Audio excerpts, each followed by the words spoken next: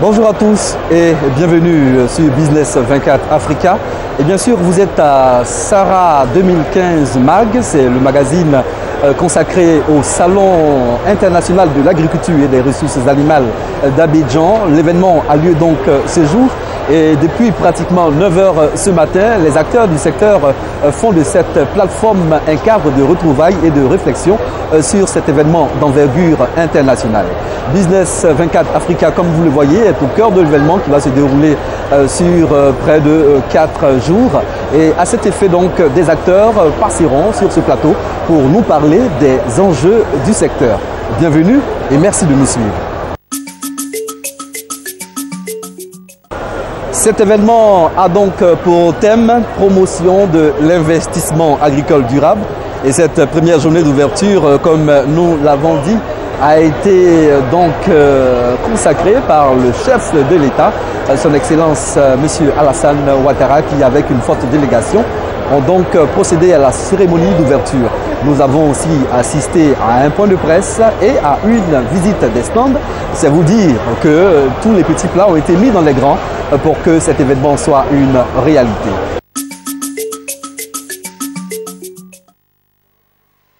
Durant 10 jours, Abidjan sera la capitale africaine de l'agriculture, le temps du Sahara, le Salon international de l'agriculture et des ressources animales. Les acteurs de l'agriculture sont venus de toutes les régions de la Côte d'Ivoire, mais aussi de toute l'Afrique entière, avec une trentaine de délégations représentées au niveau ministériel. Tous ont salué le retour du Sahara, qui est à sa 3e édition après les années 1997 et 1999. Le Sahara 2015, ce sont 10 jours intenses d'exposition, d'échanges et de bonnes affaires. L'invité spécial de ce salon, c'est bien le Royaume du Maroc. Le chef du gouvernement du Royaume du Maroc a effectué le déplacement d'Abidjan. Le ministre ivoirien en charge de l'agriculture, Koulibaly Sangafoua, a précisé que le choix du Maroc n'est pas fortuit. Le Royaume chérifien est connu, en plus du tourisme, pour le dynamisme de son secteur agricole. Pour justement partager l'expérience réussie, le chef du gouvernement du Maroc a encouragé ses homologues ivoiriens à mettre un point d'honneur dans l'encadrement et la prise en charge continue des producteurs, gage d'un secteur agricole fort. Un plaidoyer qui n'est pas passé inaperçu. Vous avez la verdure, vous avez l'eau, vous avez les gens de bonne intention qui travaillent, vous avez une équipe qui essaie d'encadrer tout ça. Il faut y aller, ça ne devrait pas se dire, plus se dire que l'Afrique a besoin des autres pour se nourrir. Ça n'a pas de sens, c'est à nous de nourrir les autres s'il le faut.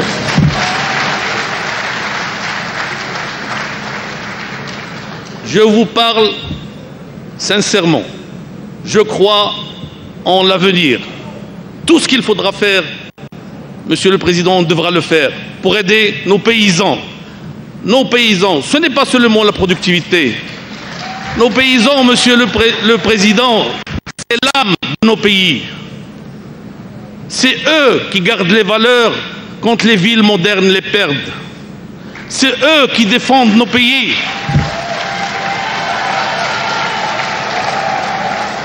C'est eux qui défendent nos pays quand nous sommes en danger.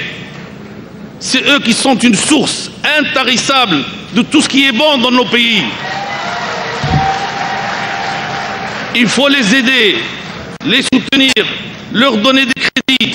Moi je dis à mon chef du Crédit Agricole marocain, donnez aux gens ce dont ils ont besoin. Même quand ils n'ont pas les garanties, ils paieront mieux que les autres. Merci.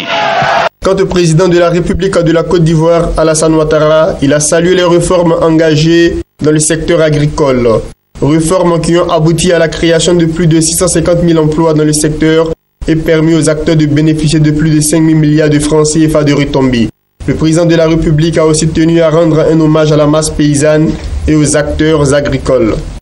Chers parents agriculteurs, la cérémonie de ce matin nous offre l'occasion de reconnaître votre exceptionnelle contribution à l'essor de notre pays. Elle est l'occasion de vous rendre hommage et de vous célébrer à travers cette journée qui vous est consacrée. En effet, c'est à vous que revient le mérite de ce que notre pays a pu réaliser depuis son indépendance jusqu'à nos jours. Oui, et on l'a souvent dit, le progrès de ce pays repose sur l'agriculture. Je voudrais donc saluer votre ardeur au travail, votre attachement à la paix et votre importante contribution au développement de la Côte d'Ivoire. L'engouement était total à la visite des stands.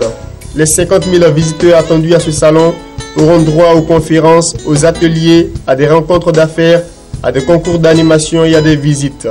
9 pôles d'exposition ont été érigés à cet effet. Le premier pavillon regroupe les 33 régions et les 14 districts de la Côte d'Ivoire. Le pôle institutionnel est lui dédié aux institutions privées et publiques du secteur agricole.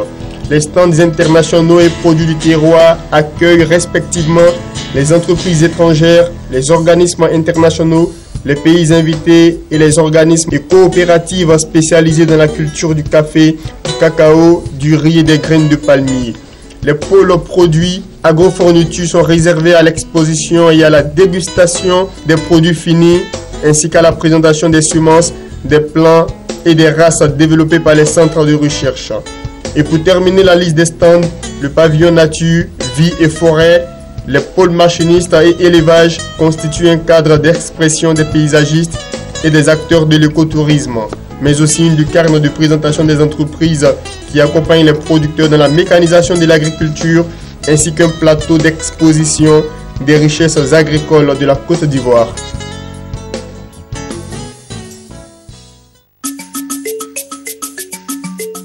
Nous sommes ici au stand du Conseil du coton et Nakan. C'est une structure qui régule aujourd'hui la filière coton et Nakan par la volonté du président de la République pour faire comme à l'instar du café cacao, pour que toutes ces deux filières-là soient au mieux structurées au bénéfice de tous les acteurs de la filière. Donc nous sommes partenaires au SARA en tant que sponsor officiel et aujourd'hui avec l'ouverture officielle, vous êtes dans le stand du Conseil du coton et Nakan. Nos stands, comme son nom l'indique, c'est le stand du Conseil du coton et de l'Anakan. Donc nous avons vocation dans ce stand-là à montrer, depuis la production, vous avez vu derrière vous une plantation, depuis la commercialisation, on voit que vous avez qu'on appelle une structure ici qui fait le contrôle de la qualité au niveau de l'entrée, au niveau des magasins. Vous avez derrière tous les produits dérivés de l'anakan. Tous les produits dérivés de l'anakan. L'anakan, c'est vrai qu'il y a la noix qu'on transforme pour avoir une amande. Derrière cette amande-là, on consomme comme l'arachide, comme des cacahuètes, mais on peut transformer cette amande-là aussi, qu'on appelle en pâte, pour la commercialisation, pour faire la sauce qui va avec tous les plats en fait, que ce soit le foutou, que ce soit le riz et tout ça. Donc le grand public ne connaît pas ces aspects-là. Donc nous avons vocation, nous, Conseil Coton Nakan, de montrer tout ce que les gens voient à travers un pied d'anakan, à travers une noix brute d'anakan, tout ce qui peut advenir de cette noix brute-là. Il y a aussi la pomme. Vous savez, nous, en Côte d'Ivoire, on jette pour la plupart la pomme. Mais dans certains pays, c'est cette pomme-là qui est valorisée, comme au Brésil. On fait de l'alcool avec, on fait du jus, on fait de la mélasse pour les animaux, on fait de la confiture. Donc tous ces aspects-là, si on arrive à développer, à transformer, c'est autant de valeurs ajoutées qui vont être au bénéfice des producteurs, un ajout comme valeur ajoutée au niveau des producteurs. Donc c'est ça que vous allez trouver au niveau de nos stands ici. Pour voir, au niveau du coton aussi, il y a tout le process jusqu'à la production du pain, jusqu'au tisserand. Vous avez vu un tisserand qui est en place pour de montrer comment est-ce qu'on fait les pagnes de façon traditionnelle. Mais il y a l'aspect industriel aussi que vous allez voir derrière vous. Donc tout ça, c'est une invite au grand public à venir voir ce que son frère ou bien son père ou bien son oncle produit dans le village, mais qui au final, on ne sait pas vraiment qu'est-ce que ça devient au niveau industriel. Une autruche, c'est une volaille. Elle fait pratiquement 500 grammes à la naissance et 200 kilos à l'âge adulte. Alors, l'autruche, ça commence par l'œuf. Cet œuf-là a 1,2 kg poids moyen. Sinon, ça va jusqu'à 1,5 kg. En deçà de 1 kg, on n'utilise pas pour la reproduction. Et 42 jours après, nous avons ce que vous voyez là. qui sont les autruchons. Les autruchons. Et au bout de 2 ans, va commencer la reproduction. C'est-à-dire qu'il va commencer à pondre. Là, de l'autre côté, à l'extrémité, vous voyez, il y a le noir, tout à fait noir, c'est le mâle. Et là, vous avez 2 femelles. Elles sont grises. Dans la nature, c'est le mâle qui couvre les œufs. Alors, la reproduction, c'est 2 saisons dans l'année. En chaque saison, une autruche va vous faire 40 œufs. Mais chez nous, on fait la reproduction, on va dire artificielle, l'incubation artificielle. On récolte les œufs qu'on les met en machine. Et au bout de 42 jours, on a les œufs. On les nourrit de la même manière que les volailles, mais avec un aliment un peu plus spécifique à cause des problèmes de pâte qu'elles ont. Parce que si l'aliment ne contient pas suffisamment de calcium et de phosphore, on a des problèmes de pâte et quelques mois après, les autruches meurent. On les a importées la première fois de France. Elles sont venues tout petites, qu'on a élevées. 2 ans après, on a commencé à avoir des œufs et c'est à la suite de cela qu'on a ça. Alors l'élevage, ça se passe dans un enclos. Au moins pour une dizaine d'autruches, une dizaine à une trentaine d'autruches, il faut une superficie de 2 hectares. Il y a l'abri, là où elles vont venir manger et s'abreuver. Mais elles sont du genre endurantes, donc elles doivent courir, faire le sport un peu. Donc il faut de l'espace couvert de pâturage. Et est-ce que le climat ivoirien s'y est? Oui, les autruches évoluent en savane, généralement. Donc à partir de Toumaudi jusqu'au Grand Nord, l'autruche peut se développer sans souci. Parlez-nous du business qu'il y a derrière. Est-ce que c'est rentable? À combien pouvez-vous vendre une autruche? D'accord. On élève l'autruche pour, j'allais dire 3 raisons. Pour l'œuf, pour la viande et pour le plumage. L'œuf peut être consommé comme tous les autres œufs. La coquille est utilisée pour la décoration également. Et la viande est prisée dans les grands hôtels, les hôtels de luxe. En général, celui qui fait l'élevage d'autruche, le marché visé pour ce qui est de la viande, c'est vraiment la clientèle de luxe.